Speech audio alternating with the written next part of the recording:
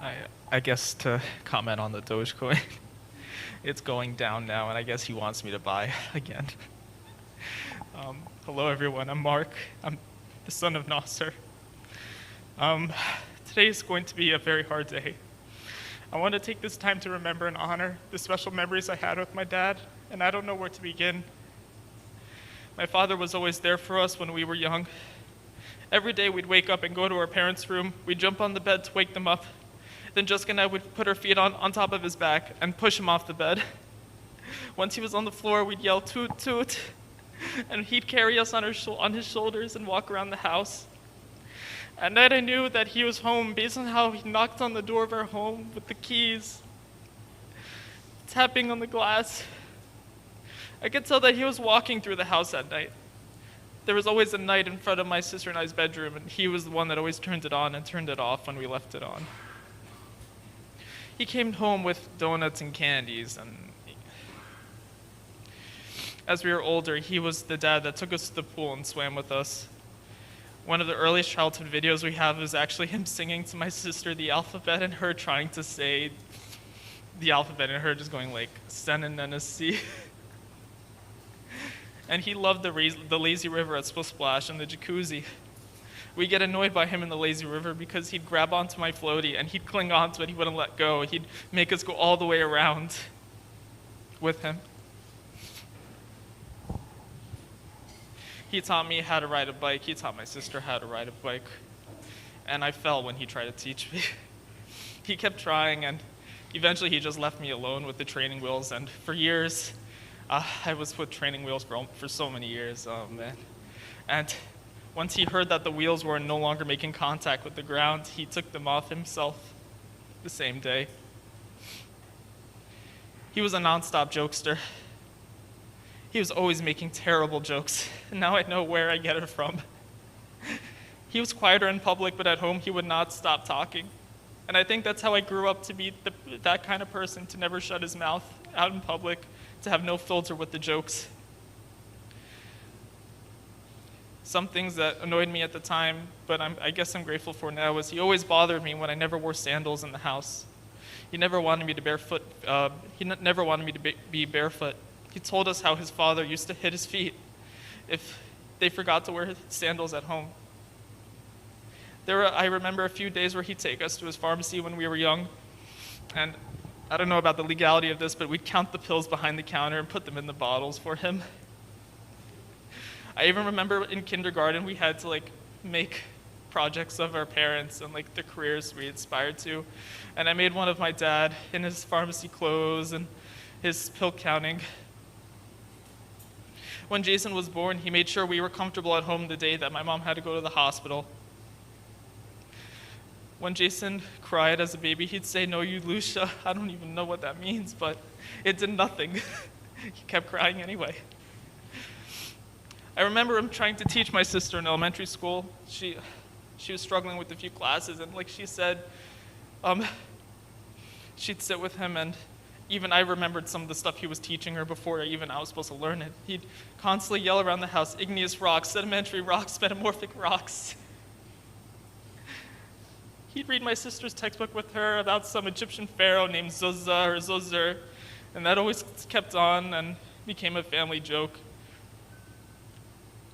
Even if he was tired, he'd fall asleep at the table with us.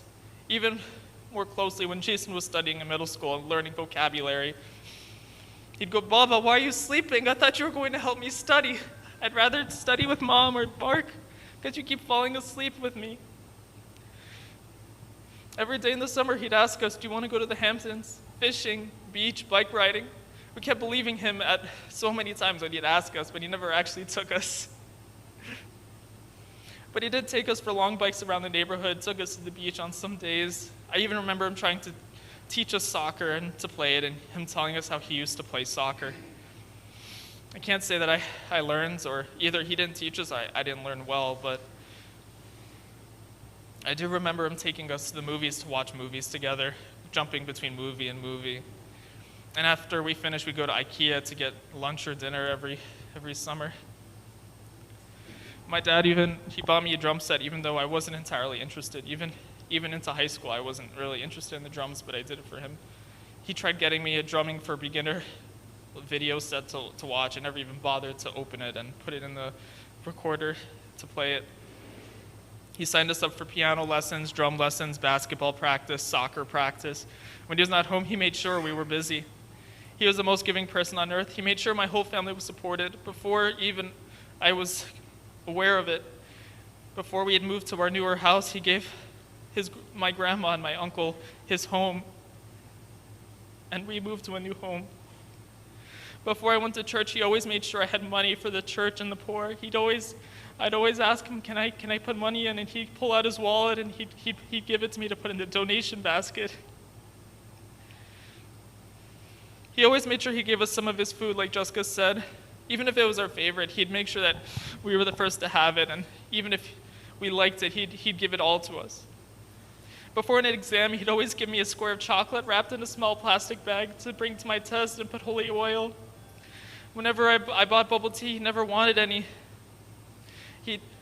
We'd buy him one for each, like I said, for each of us, and he wouldn't even want to drink his own. He'd want to give it to all of us to share. He'd always...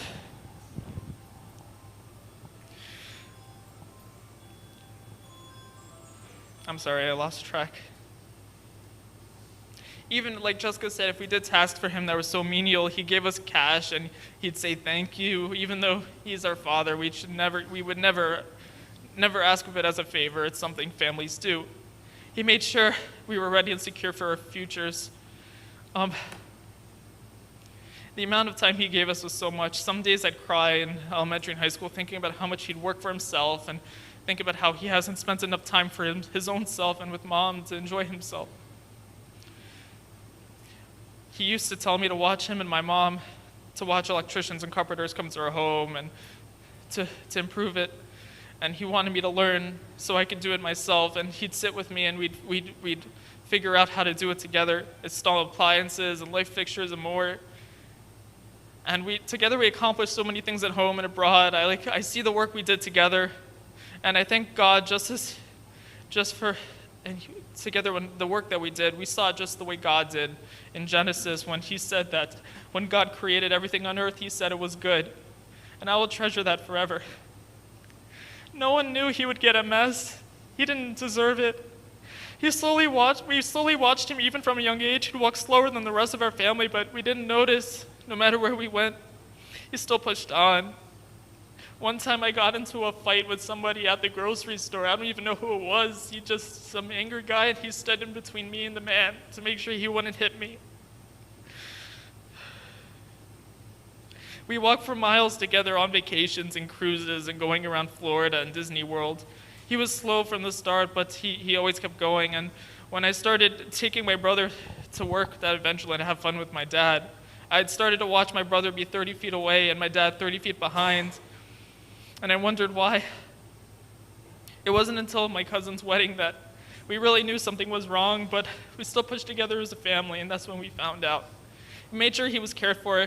He almost felt like a burden to us, and we didn't want him to feel like a burden, but some days we got frustrated with him, and I feel bad that we did.